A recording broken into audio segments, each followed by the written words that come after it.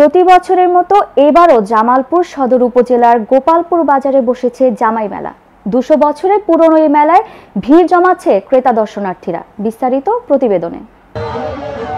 স্থানীয়রা মেয়ের জামাইকে দাওয়াত দিয়ে বাড়িতে আনে বলেই এই মেলার নাম জামাই মেলা হিসেবে পরিচিত। প্রতি বছরের ন্যায় এবারও শনিবার পহেলা চৈত্র থেকে বসেছে জামাই মেলা। মেলাকে কেন্দ্র করে সমগ্র পূর্বাঞ্চলের প্রতিটি ঘরে ঘরে বইছে আনন্দের বন্যা। জানা গেছে তৎকালীন ব্রিটিশ শাসনামলে প্রায় ২০০ বছর আগে গোপালপুর বাজারে ছিল একটি বিরাট বটগাছ। সেই বটগাছের নিচে বারুণী স্নান উপলক্ষে হিন্দু সম্প্রদায়ের লোকজন জমায়েত হতো।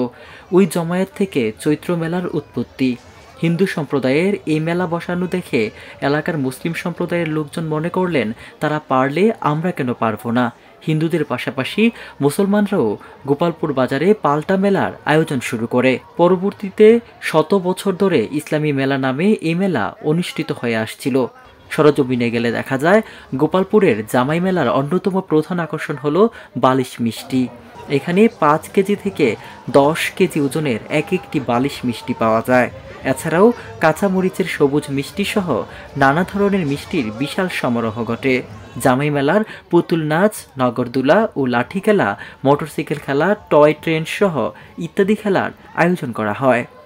আপস বা বক্স পপ থাকলে ঢোকাই দিন। মেলায় প্রায় ৩ শতাধিক বিভিন্ন ধরনের দোকান রয়েছে। ব্যবসায়ীরা ৫০০ টাকা থেকে শুরু করে ৬০০০ টাকা পর্যন্ত দোকানঘর ভাড়া বাবদ কমিটিকে দিয়ে থাকে। ব্যবসায়ীরা আরও জানায়, এবার মেলায় রমজান মাস থাকায় লোকসান গুনতে হচ্ছে তাদের। আমাদের ব্যবসা এবার লস। রমজান মাস, তার মধ্যে লোকজন অনেক কমজন আসা যাওয়া করতেছে, বেচা কিনা একদম কম হয়েছে। চৈত্র মাসের মেলা, জামাই মেলা, এই মেলা ২০ বছর ধরে করি। ১ লক্ষ ১.৫ লক্ষ টাকা বিক্রি করি। রমজান মাস উপলক্ষে বেচা কিনি নাই, ধরা খাইয়ে গেছি গে, বুঝছেন?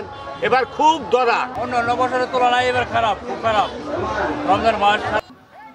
জামালপুর থেকে মেরাজুল ইসলাম রবিনের রিপোর্ট, আমার বার্তা।